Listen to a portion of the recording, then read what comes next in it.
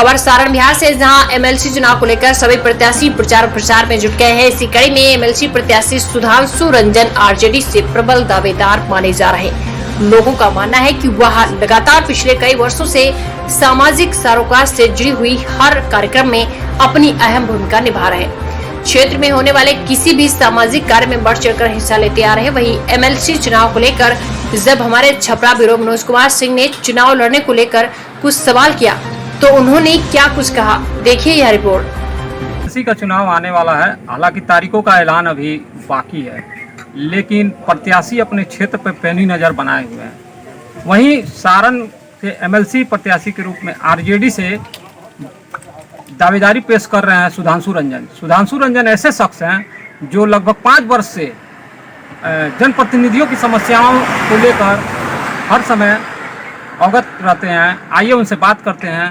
कि उनके मन में कैसे यह विचार आया इस एमएलसी चुनाव में लड़ने का। सुधांशु जी, नेशनल खबर 9 से जुड़ने के लिए धन्यवाद। मनोज जी, आपको भी धन्यवाद। आपने हमें आज जो आपने नेशनल 9 से लोगों को सूचना देने का काम किया, बहुत बहुत धन्यवाद आपको। देखिए, एमएलसी चुनाव आगामी मैं 7 सालों से लगातार इस क्षेत्र में मेहनत कर रहा हूँ। चुनाव तो एक चुनाव को चुन कर जाना, एक जनप्रतिनिधि बनना, ये तो सौभाग्य है, लेकिन जनप्रतिनिधियों के आवाज़ को उठाना सदन में एक बहुत बड़ी बात है। जो लगातार हमारे सारण जिले में 18 सालों से ये छलावा ही हो रहा है कि जो भी चुन के जाते हैं वो सारण की बात नहीं, अपनी बात को रखते हैं। सारण के विकास की बात नहीं, अपने विकास की बात करते हैं। सारण के जनप्रतिनिधि की बात नहीं, अपने विचार का जो भी बात होता है उसको रखते हैं। हम अगर चुनाव जीतते हैं और सदन में जाने का कार्य करते हैं तो निश्चित रूप से मेरा मुद्दा एक है, पूरे बिहार के लिए है, पूरे सारण के लिए है, जबकि हर एक पंचायत प्रतिनिधि के लिए है, जो कि पेंशन नीति को लागू करना।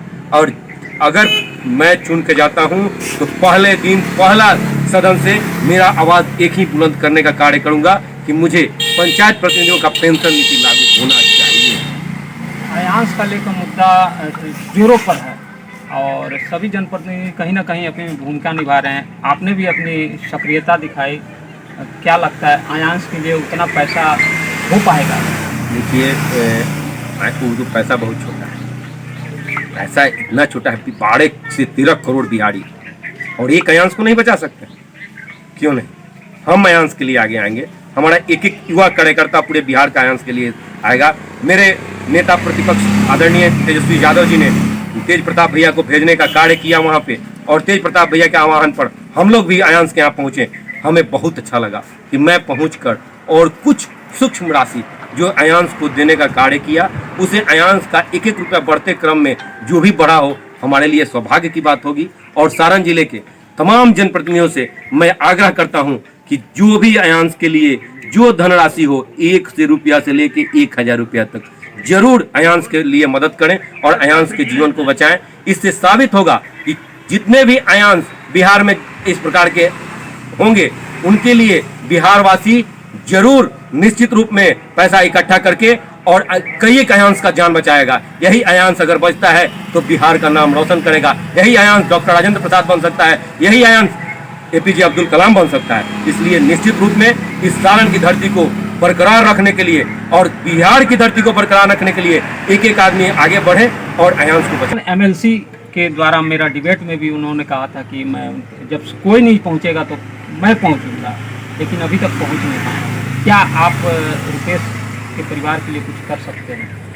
जी, निश्चित रूप में मैं समाज के लोगों से और अपने जनप्रतिनिधियों से और विनती करते हैं कि एक रुपेश ऐसा हत्याकांड नहीं है, हज़ारों हत्याकांड है, लेकिन अगर हम लोग एक रुपेश के लिए आगे आते हैं और बढ़ चढ़ के कार्य को करते हैं तो निश्चित रूप में अगर रुपेश के हत्यारों को सजा मिलती है तो ऐसा कोई आदमी नहीं होगा जो रुपेश जैसा उसके साथ घटना है। हम चाहते हैं कि हम लोग सभी आदमी मिलकर, सभी दल के नेता मिलकर एक साथ आकर और रुपेश हत्याकांड जो भी दोषी हैं उनको सजा दिलाने का कार्य करें और उनको सजा मिले और उनके परिवार वाले को एक सरकारी नौकरी, जो उनके बच्चे बच्चियां हैं उनको अच्छा पढ़ाई के लिए साधन उपलब्ध सरकार कराए।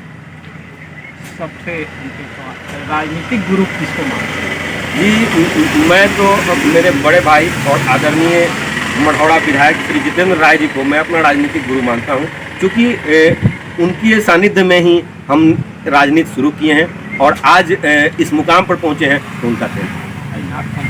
स्वतंत्रता दिवस भी आने वाला है, आम आवाम से क्या कहना चाहते हैं? देखिए इस कोरोना रूपी संकट से सब लोग निपटा है, जो भी हैं जहाँ भी हैं अच्छे ढंग से स्वतंत्रता दिवस को मनाएं और दूरी बनाकर स्वतंत्रता दिवस को मनाएं। कोरोना गया नहीं है, इसलिए मास्क, सैनिटाइज़र और 2 गज दूरी, मास्क जरूरी, इसका पालन करें। निश्चित रूप में अपने कोविड सेंटर पर जाएं, स्वास्थ्य केंद्र पर जाएं, अपने स्वास्थ्य मुख्यालय पर जाएं, जिला मुख्यालय पर जाएं और कोविड का इंजेक्शन लें, जो कि बचाव ही जीवन का बचाव है। कोविड का इंजेक्शन ही हम लोगों के लिए बचाव है, क्योंकि इसकी कोई दवा नहीं बनी है, इसलिए इंजेक्शन ही हमारी बचाव है। अभी मैं बात कर रहा था सारण के एमएलसी के आरजेडी से प्रबल दावेदार सुधांशु रंजन जी से। राजनीतिक की हर बातों को लेकर इनसे बातें हुई हैं। अब देखना यह होगा आने वाले एमएलसी चुनाव में आरजेडी के टिकट जिस तरह से अभी मीडिया के द्वारा भी आपको हनुमान बताया जा रहा है विधायक जितेंद्र राय, क्या लगता है आपको, वाकई में हनुमान का काम कर रहे हैं? जी निश्चित रूप में आप देख रहे हैं कि हमारे बड़े भाई और गार्जियन हैं जो अंगुली पकड़ के चलाने का कार्य किए। मढ़ौरा विधायक जी का जो भी जितना भी कथनी किया जाए कम है। मढ़ौरा विधायक मेरे आदरणीय बड़े भाई भी हैं, हम उस गांव से भी बिलोंग करते हैं जहां से हम लोग की दोनों आदमी की मातृभूमि पोजी बुआलपुरी है और वहां से हम लोग बिलोंग करते हैं।